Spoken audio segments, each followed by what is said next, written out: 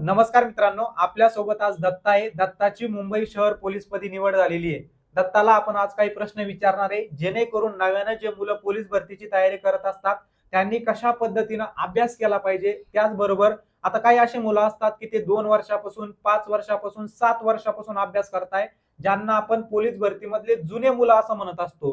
त्यांनी नेमकं कोणकोणत्या चुका टाळायच्या आहे, अभ्यास कशा पद्धतीनं करायचा आहे, तर त्या संबंधित सगळे जे काही प्रश्न आहे आपण दत्ताला विचारणार आहे. त्याचबरोबर त्याचा जो काही संघर्ष प्रवास होता तो कसा होता, त्यानं कोणकोणत्या ठिकाणी फॉर्म भरले होते, लेखीला अगोदर किती मार्क आले होते, त्यानं मार्क कशा पद्धतीनं वाढवले, या सगळ्यांची माहिती आपण दत्ताकडून आज घेणार आहे. तर दत्ता, सर्वात अगोदर तुझं नाव सांग, त्याचबरोबर तुझी जी काही कौटुंबिक पार्श्वभूमी आहे त्याबद्दल सुद्धा सगळ्यांना माहिती द्यायची. माझं नाव वाघ दत्तात्रय हरिश्चंद्र.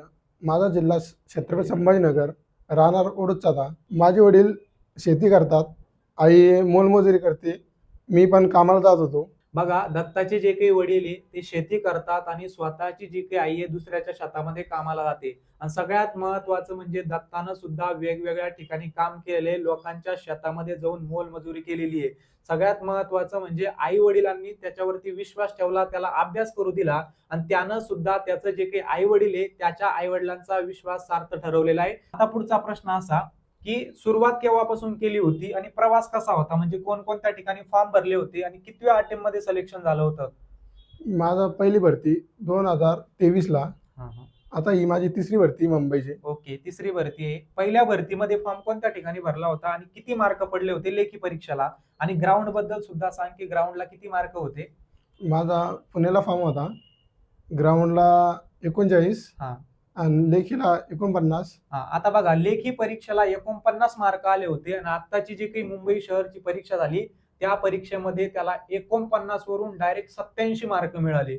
म्हणजे हा जो काही मधला काळ होता, मधल्या काळामध्ये त्यानं काहीतरी त्या ठिकाणी स्वतःकडून ज्या चुका होत असतात, सिली मिस्टेक होत असतात, त्यावरती काम केलं आणि या सगळ्यांच्या फायद्याने हे सगळं करून त्याला त्या ठिकाणी आपला स्कोर वाढवता आलेला आहे. अगोदर जी परीक्षा दिली होती त्या परीक्षेमध्ये दत्ताला 49 मार्क होते आणि 49 वरून मुंबई शहरला त्याचा जो काही स्कोर आहे तो 87 पर्यंत गेलेला आहे. आता नेमकं 49 जो वेळेस स्कोर आला होता त्यावेळेस नेमक्या कोणकोणत्या चुका केल्या होत्या?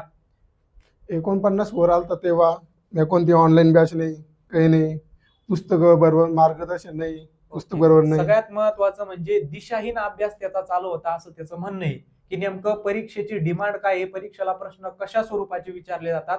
सगळ्यात महत्वाचं म्हणजे आपण मागचे झालेले प्रश्न सुरुवातीलाच बघितले पाहिजे की कशा स्वरूपाचे प्रश्न येतात, पॅटर्न काय आहे, जेणेकरून आपल्याला प्रश्नांचा आवाका कळत असतो की या विशिष्ट घटकांवरती प्रश्न येत आहे, अशा लेवलचे प्रश्न विचारले जात आहे. नाहीतर मुलांकडून काय चुकी होत असते, मुलं कोणतेही पुस्तक वाचत बसतात, म्हणजे एकच मराठीचं पुस्तक असतं, ते PSI पदासाठी असतं, पोलीस भरतीसाठी असतं, वनरक्षकसाठी असतं, सगळ्या ठिकाणी.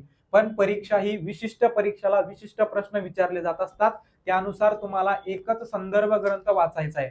आता 49 वरून स्कोर 87 झाला, तर काय सुधारणा स्वतःमध्ये तू त्या ठिकाणी केली?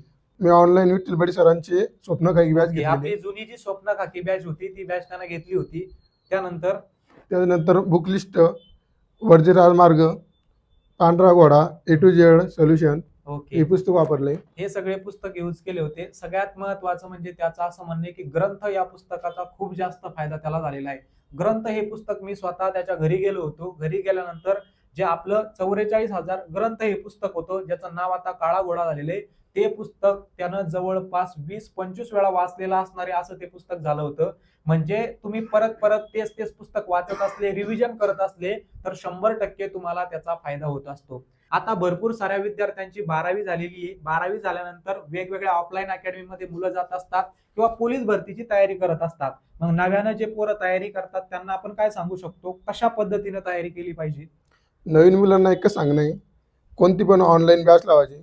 ओके, ते कोणत्या शिक्षक समजते आपल्याला पूर्ण अनालिसिस करून. त्यानंतर बुक लिस्ट चांगली वापरायची.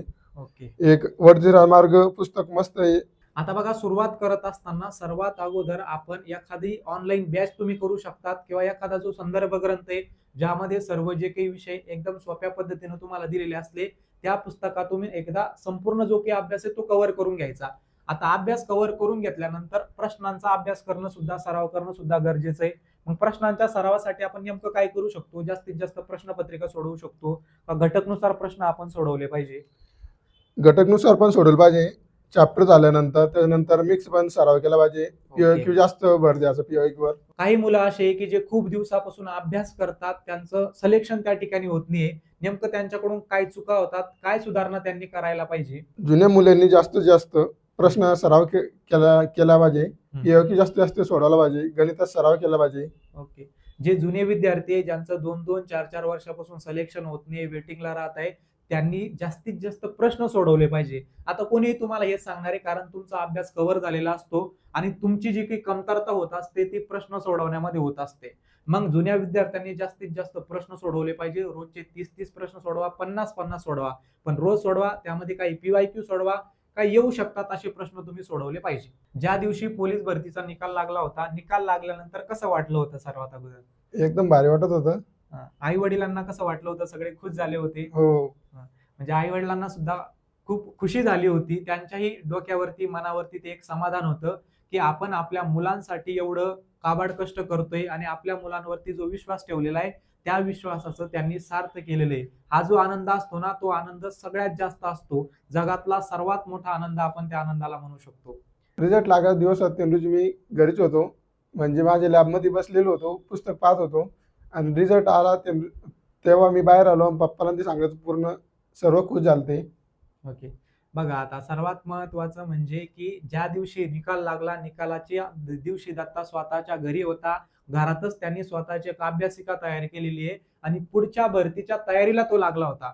म्हणजे स्वतःमध्ये जिद्द, चिकाटी, मेहनत अशी असली पाहिजे, की आपलं जे काही त्या ठिकाणी भरतीमध्ये सिलेक्शन होणार आहे, हे कुठेतरी आपल्याला फिक्स माहिती नसतं, तळ्यात-मळ्यात असतं. म्हणून पुढच्या भरतीची तयारी त्यानं तेव्हापासूनच सुरू केली होती. अशी जिद्द, मेहनत, चिकाटी जर तुमच्यामध्ये असली तर नक्की तुम्ही सुद्धा 100% पोलीस भरतीमध्ये त्या ठिकाणी यश मिळवू शकता.